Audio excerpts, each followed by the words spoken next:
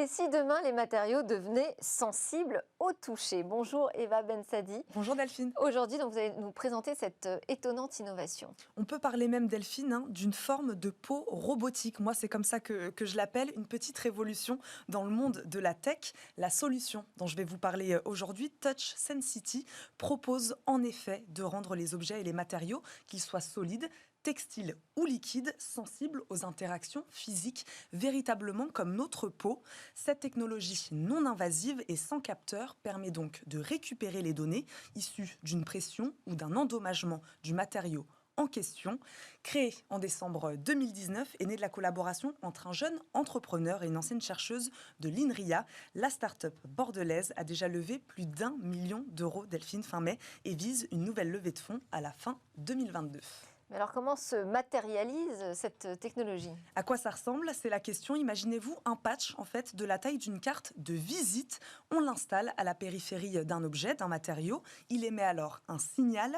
Ensuite, un logiciel compare la différence entre le signal émis et le signal capté pour cartographier en temps réel l'état de ce matériau et ses déformations en pression, flexion ou traction.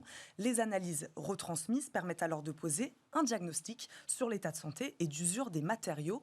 Il s'agit véritablement d'algorithmes capables de faire parler la matière. Comment ça fonctionne exactement? Par la combinaison de deux éléments. D'abord, d'un système embarqué connecté aux matériaux, mais aussi d'une intelligence artificielle. Cette association permet de localiser et de modéliser en temps réel toutes les interactions physiques effectuées sur le matériau.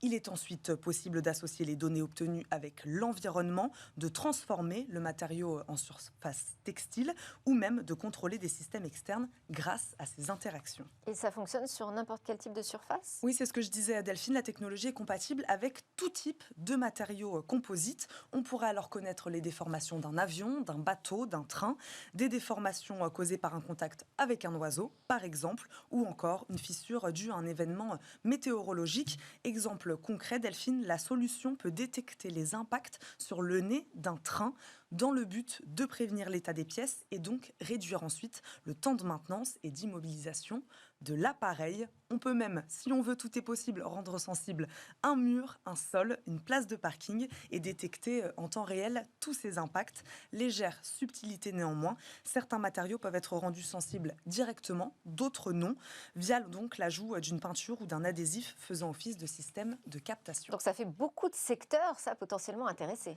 Évidemment, Delphine, l'aviation, le premier secteur qui s'intéresse à cette technologie, c'est l'aérien.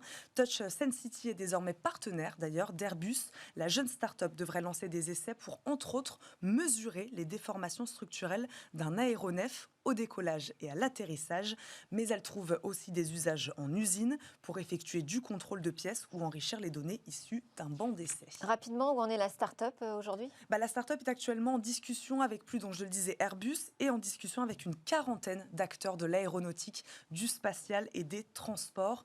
Et puis surtout, la demande en matériaux intelligents est en pleine croissance, Delphine. Merci beaucoup Eva Bensadi pour cet éclairage sur l'innovation et ses nouvelles capacité des matériaux.